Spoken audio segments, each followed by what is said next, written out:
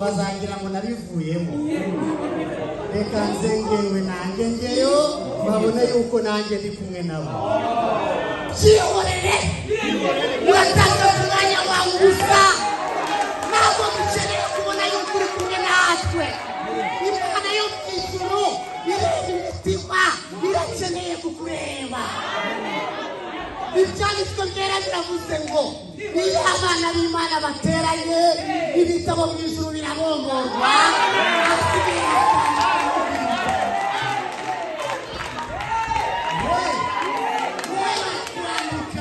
Barakwandika waje kwikiza.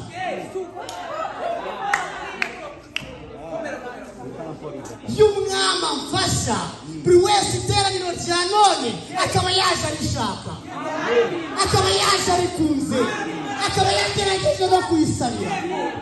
Abandi bo abakozi bacu ntibasigwa, ibyo baba bavuga ntabwo tubyumva. Usenze kangahe kubera abakozi bayo? Ibyanditswe byera biravuze ngo tubyigiye kandi tubisabiye tuzabihabwa. Amen.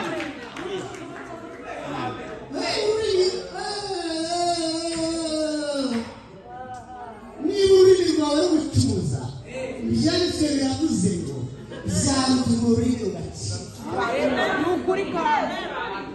Ukazajya mu ijuru nta rurimi ugira, kubera ko mu ijuru nta birema bizabayo, nta babuze ingingo bazabayo.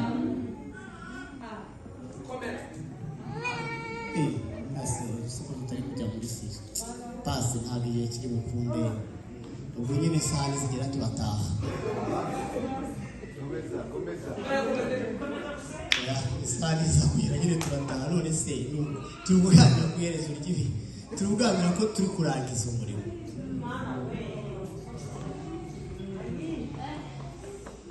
Frere yadusomeye Imana imuhereze umugisha.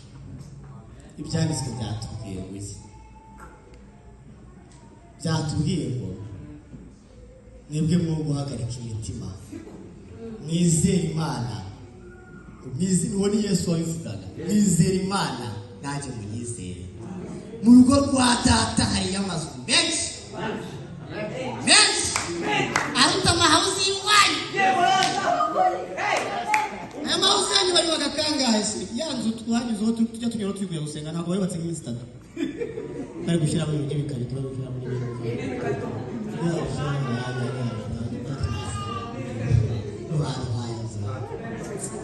Uwiteka yatwubakiye umutabana. Ibyanditswe byera biravuze ngo enjeniyeri ni Yesu Kristo. Abandi bubaka umunsi umwe, ariko Imana imaze imyaka 2022 iri kutwubakira. Reka imara igihe kingana gutyo tuzaba iteka ryose. Ariko imidugudu yacu irashira. Nageze aho ndabaza ko tuzajya ari muvuwe iwacu wa Bibiliya. Aho tuzaba turi nyir'umuyaga azaba ahagaze.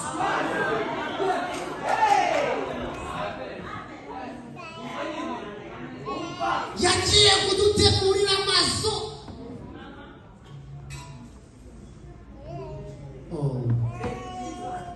Ngo ahondi namwe muzabeyo, namwe warakoze.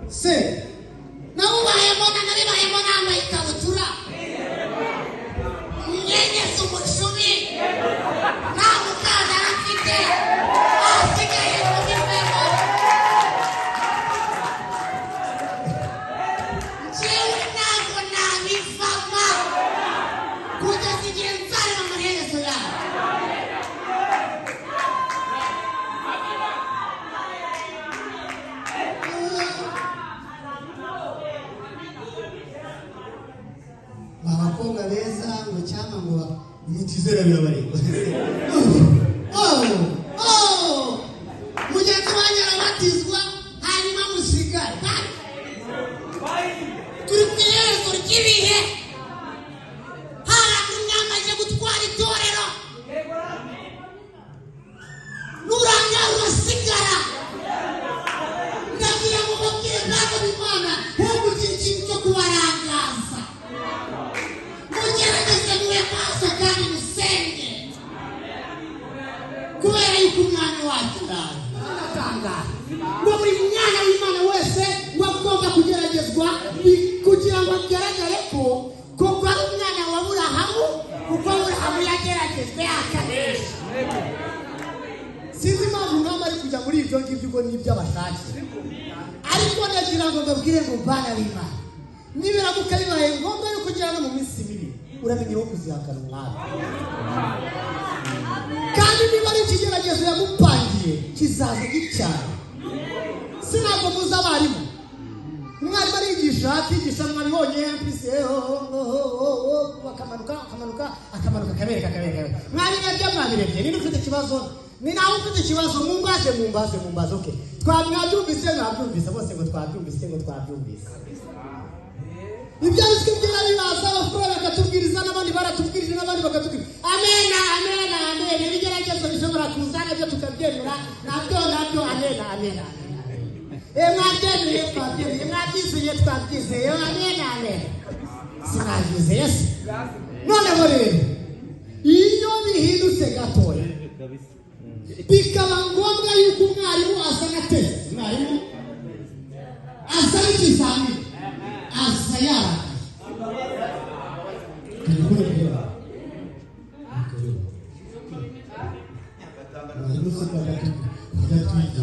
seka hisi none twatwaki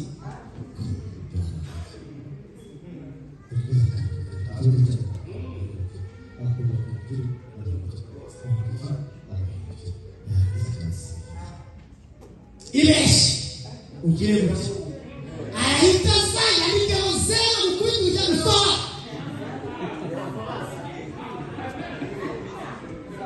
kubera iki ni teste bana b'Imana ntabwo mwarimu yanga abanyeshuri be aragira ngo arebe uko baritwara mu kigeragezo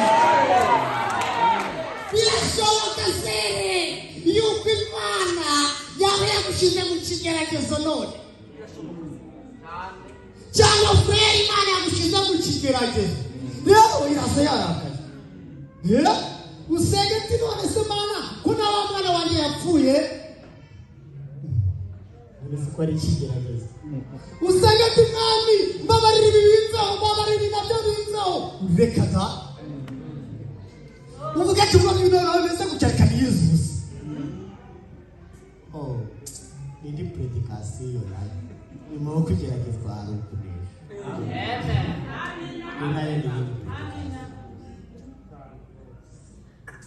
twigarukira hato ariko ntababwiye ngo bararebye bararumvika uramenye yose nawe ntukazagira ikintu kiguru nubwo bari babonye agiye atandukanye nabo nyine bagenda karabishe barababara barakomeza barabanyine byari byahindutse nuko Imana yari yarabipanze ubwo rero nawe nujyana mu bintu bimeze ukuntu ariko Imana yapanze uzabyakire gutyo kandi uzahagararemo neza ibyanditswe byera biravuze ngo nyuma yo kugeragezwa hari ukunesha kandi ngo izahabu ica mu ruganda yanduye ariko kwitindamo nubwo ari umuriro biri kunyura bibabazwa bivamo yera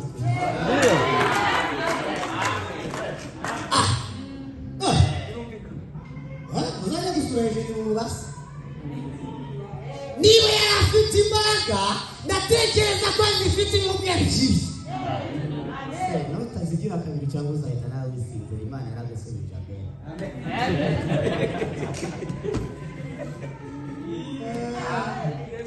cyangwa ndumva twe dukwiye ku byiza Imana dukoreye tuba tugomba kwishima noneho ntitwitera ubwoko tukayegera cyane ko turi kuri amagambo uri amafurere yadusubira Uwiteka barebye abona neza ntabwo bari mu hafi kohereza abamarayika ko mugomeje kurama muri kureba ntabwo yababwiye ko muzajya Yerusalemu kugira imbaraga zivemo uko mubonye agenda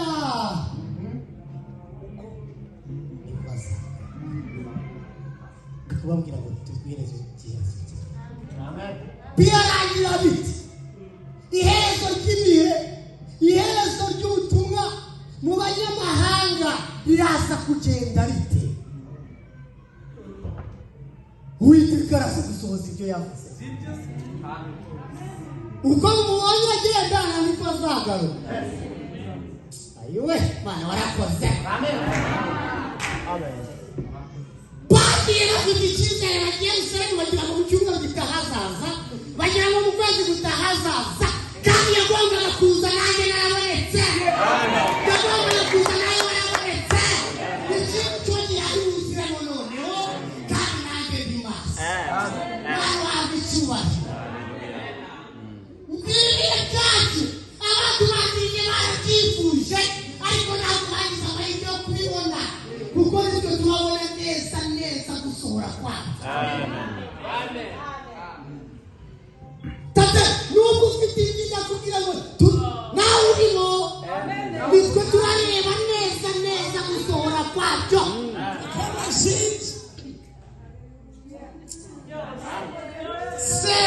Sister, you who are about to get baptized today, may God bless you.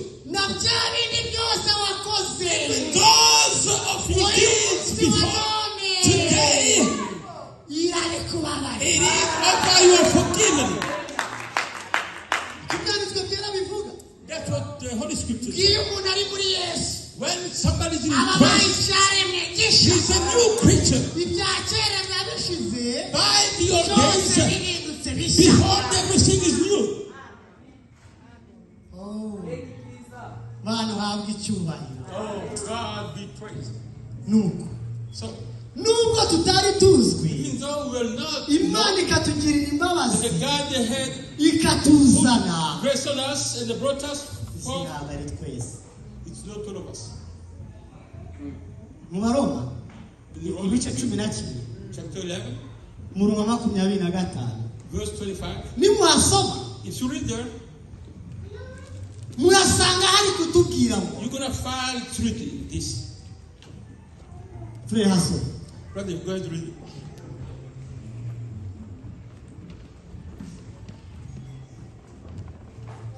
Romans 11 verse 25.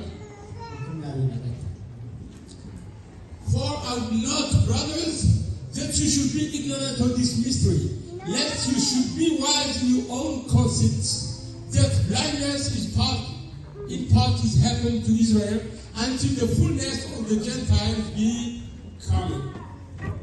Amen. Kinyarwanda. Yego. Aha.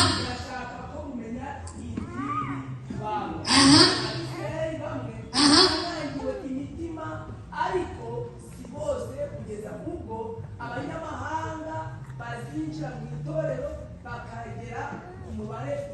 Amen. That's what I'm telling you. Our time is soon over. But how is it going to be over? Or why are we staying here? Are we still staying over? That is remember. That can be fulfilled. There is somebody who is who must work for before it's over. So listen to this. It's not the one who goes to the time in the world. Maybe it might be her. But understand this. To come in is one thing, but also to enter the body in the body of Jesus Christ.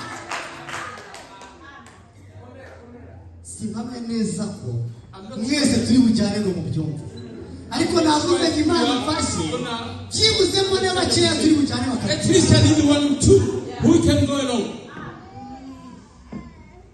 Kwinjira hano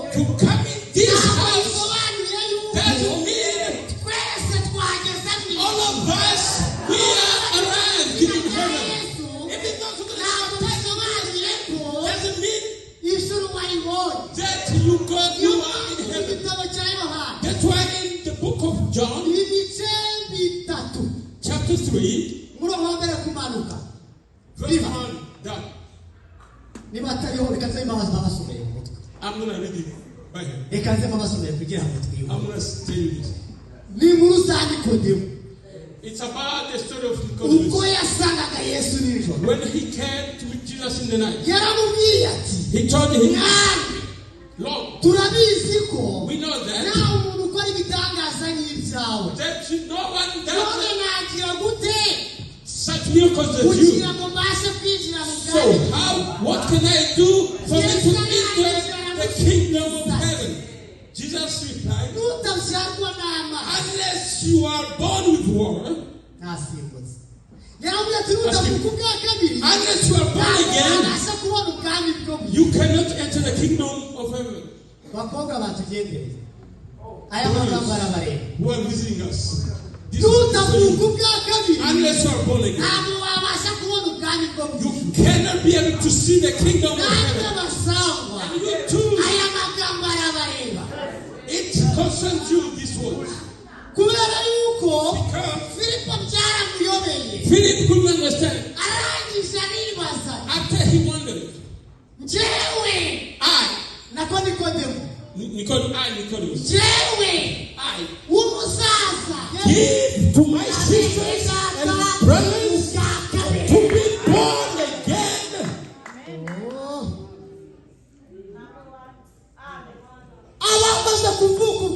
Those who are originally, those are the ones who are in the invisible body of Jesus Christ.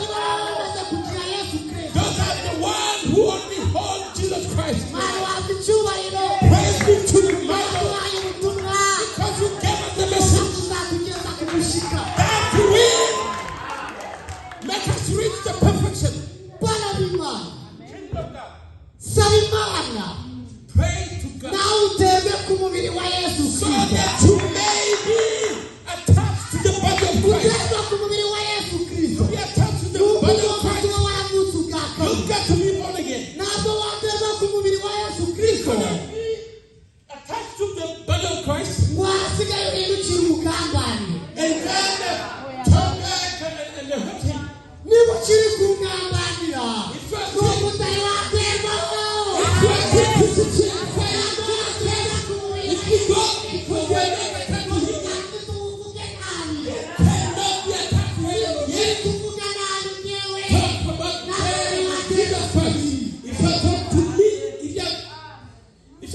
Against this, because we are not attached to the body yet. Pastor, you are not going to beg for long. No. Pastor, we don't have to teach a baby shower.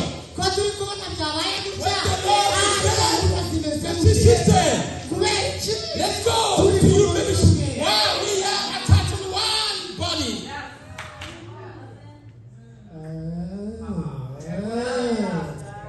Nikutegwa kumubiri ntabwo tuzafata amasaha yo kuganira kuri mwene data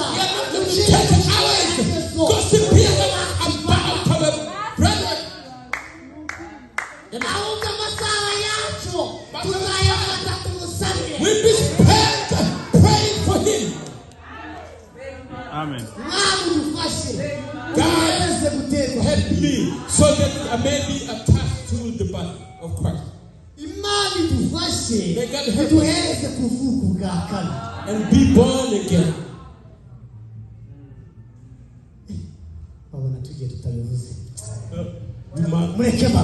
Let me tell you, this work, this service, this path we are on, this message we believe in, you who are playing with, it's coming soon. It's over in power. It's going to be fulfilled in holiness. Praise be to God. God, you are about to fulfill it. If you are one of them, praise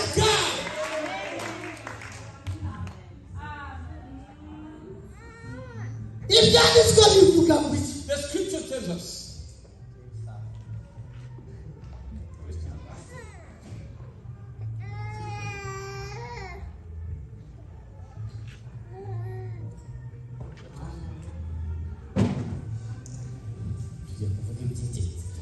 we're gonna talk about the medicine. The scripture tells us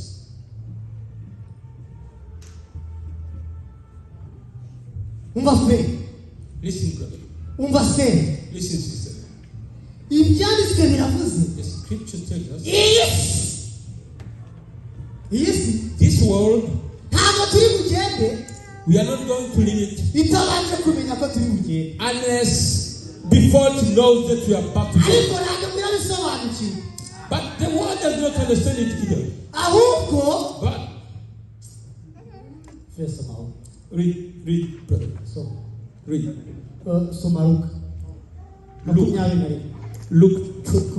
Luke chapter 21st, verse 25.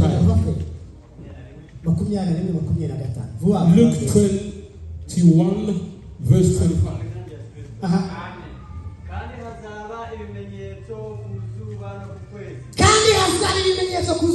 And there shall be sign in the sun and in the moon and in the stars,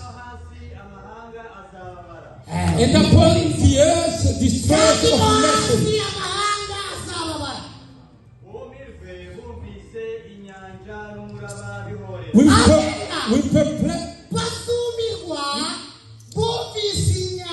With perplexity, the sea and the waves roaring.